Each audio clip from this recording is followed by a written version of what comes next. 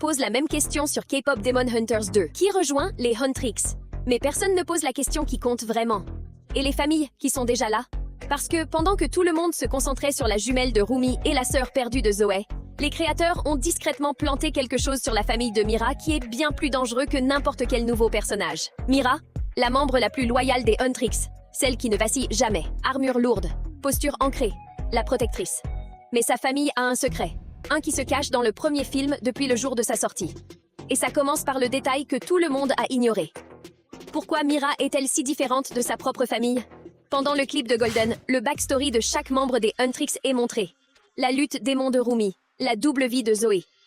Mais le backstory de Mira raconte une histoire différente. On voit sa famille et elle ne souffre pas. Elle est puissante, riche. Chaque image crie le statut et le contrôle. Le genre de famille à qui on n'a jamais dit non. Et Mira, elle est l'opposé. Cheveux roses framboise, longs et libres, la rébellion écrite dans chaque image. Le film la montre en train de résister à sa famille à chaque instant. Le mouton noir. La plupart des fans ont vu ça et ont pensé « Cool, Mira est une rebelle, c'est sa personnalité. Fin de l'histoire. » Mais et si c'était pas une personnalité? Et si c'était une réponse? Et si Mira n'a pas rebellé parce qu'elle voulait la liberté? Et si elle a rebellé parce qu'elle a vu quelque chose sur sa famille que les autres membres ne voyaient pas? Quelque chose sur la vraie source de leur pouvoir? Parce que regardez comment elle se bat. Regardez ce qu'elle porte. Et regardez ce que les créateurs ont délibérément caché dans son design. Les créateurs ont confirmé que chaque membre des Huntrix incarne un élément. Rumi est le feu, toujours brûlante, toujours exposée. Zoé est l'eau, fluide, adaptable, rien ne s'accroche. Mira est la terre, ancrée, lourde. Et regardez son design. Armure sombre, couches épaisses. Elle est la membre la plus physiquement défendue de tout le groupe. La plus couverte, la plus protégée. Tout le monde a supposé que c'était parce qu'elle est le tank, la forte, celle qui encaisse les coups. Mais et si l'armure n'est pas là pour encaisser les coups des démons? Et si c'est pour garder quelque chose dehors ou garder quelque chose caché? Les marques démons de Rumi se répandent sur sa peau. Elle ne peut pas les cacher. L'énergie de Zoé est externe, visible, forte. Elle ne peut pas la contenir. Mais Mira s'est enveloppée de couches. Des murs physiques, des murs émotionnels. Elle n'est pas juste devenue la protectrice des Huntrix. Elle est devenue sa propre forteresse. Et la raison pour laquelle elle avait besoin de cette forteresse a tout à voir avec un garçon qu'elle évite depuis le premier film. Le premier film a mis en place une connexion entre chaque membre des Huntrix et un Saja Boy, Rumi et Jinu, Zoé et Mystery. Les pairings sont clairs, mais la situation de Mira est différente. Elle n'est pas attirée vers un seul Saja Boy. Elle est coincée entre deux. Abby et romance. Et la façon dont le film le montre est subtile, mais délibérée. Abby est fort, physique, intense. Il correspond à l'extérieur de Mira. L'armure, la force, la combattante. En surface, ils font sens. Mais romance est calme, doux, observateur. Il correspond à ce qu'il y a sous l'armure de Mira, la partie qu'elle cache, la vulnérabilité qu'elle a enveloppée de métal et d'indépendance. Et voilà le détail qui en fait un setup pour la suite. À la fin du film, Abby est envoyée dans le monde des démons. Mystery est envoyée dans le monde des démons. Mais romance reste.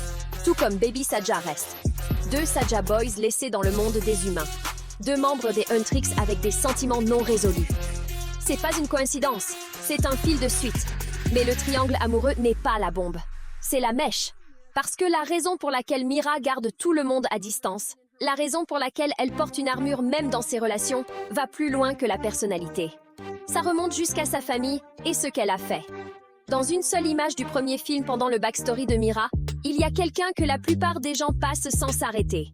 Un frère debout avec la famille, présent dans la photo. Réel. Et puis il disparaît. Il n'est plus jamais mentionné, jamais référencé. Dans un film où chaque détail compte, un membre de la famille qui apparaît dans une seule image et disparaît n'est pas un accident. C'est un setup. Et ce setup devient terrifiant quand on regarde comment Weima opère. Pensez à Jinu. Il était humain, talentueux, d'une famille qui avait besoin d'aide. Weima lui a offert un deal. La gloire, la fortune, tout ce qu'il voulait. Et Jinu a accepté. Et puis il a été piégé dans le monde des démons pendant 400 ans. Sa famille détruite, son humanité enfermée. C'est le schéma de Weima. Il ne commence pas par la force. Il commence par un deal. Il trouve des gens avec du pouvoir, de l'ambition ou quelque chose à protéger. Il offre quelque chose d'impossible à refuser. Et puis il les possède. Maintenant, regardez la famille de Mira. Riche, connectée, assez puissante pour maintenir son statut à travers les générations. Dans un monde où les démons opèrent dans l'ombre, une famille aussi riche n'accumule pas juste du pouvoir par le travail. Elle avait de l'aide. Et dans cet univers, l'aide vient toujours du même endroit. Wayma. Et si la famille de Mira a fait ce deal, il y a un membre qui emporterait le coup. Pas Mira. Elle est partie. Elle a rebellé. Elle a fui. Mais son frère, lui, est resté. Pas parce qu'il est mauvais, parce que quelqu'un dans la famille devait porter le poids. Et Mira l'a laissé le tenir. Le frère de Mira n'est pas un démon. Il est quelque chose de potentiellement pire. Un humain qui en sert un. Pensez à lui comme un intermédiaire. Quelqu'un qui se déplace entre le monde des humains et le monde des démons en maintenant les deals que sa famille a conclus. Il exécute les instructions de Wayma parce que l'alternative, c'est regarder toute sa famille se faire détruire, y compris Mira.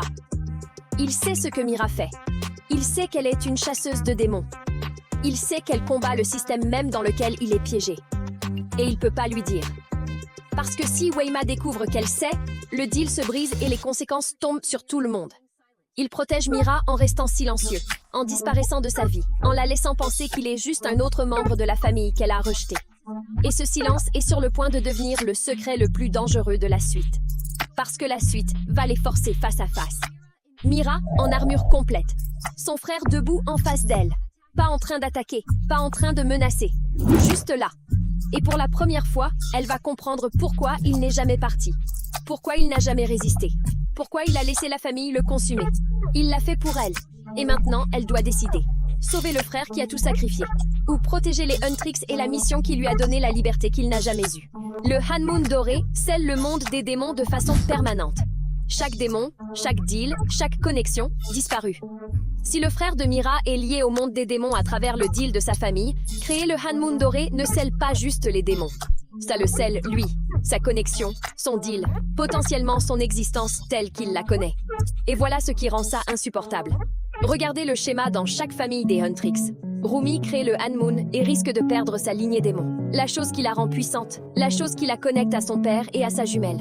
Anna crée le Hanmoon et perd Baby Saja pour toujours. Le garçon qu'elle aime scellé dans le monde des démons, disparu. Et Mira crée le Hanmoon et perd le frère qui a passé toute sa vie à la protéger de la vérité. La seule personne qui a tout sacrifié pour qu'elle soit libre. Chaque membre des Huntrix paie un prix pour sauver le monde. Et le prix est toujours le même. La personne qu'elles aiment le plus. C'est pas une suite, c'est une tragédie déguisée en victoire. 5 membres, 5 éléments. Et le Hanmoon doré exige quelque chose qu'aucune d'elles ne peut donner maintenant. Une confiance totale. Rumi ne peut pas faire confiance complètement parce que sa jumelle était son ennemie. Anna ne peut pas s'engager complètement parce que s'engager veut dire détruire la personne qu'elle aime. Et Mira. Mira porte une armure depuis avant même de rejoindre les Huntrix. Une armure contre sa famille. Une armure contre la vérité. Une armure contre quiconque s'approche assez pour voir ce qu'elle porte vraiment. Le Hanmoon doré n'a pas besoin de plus de combattantes. Il a besoin de personnes prêtes à être complètement ouvertes les unes avec les autres. Et chaque famille dans cette histoire a déjà brisé cette possibilité. La suite ne concerne pas si les Huntrix sont assez fortes. Elle concerne si elles sont assez honnêtes. Et là maintenant, aucune d'elles ne l'est. Le frère de Mira. Une seule image dans le premier film. Portant le poids d'un deal dont personne dans les Huntrix ne sait rien. Protégeant sa sœur en restant silencieux et faisant face à la destruction au moment où le Hanmoon doré est créé. Et la pire partie. L'armure de Mira, la chose qui fait d'elle la protectrice des Huntrix, est la même chose qui l'empêche de voir la vérité sur sa propre famille. Si vous voulez le breakdown complet sur les 2 sœurs perdues qui rejoignent les Huntrix et les secrets qu'elles portent dans la suite, cette vidéo est à l'écran maintenant. Chaque famille cache quelque chose, et chaque vidéo vous rapproche du tableau complet. Abonnez-vous, activez la cloche. Ce qui arrive ensuite est quelque chose pour lequel même nous n'étions pas prêts. À bientôt.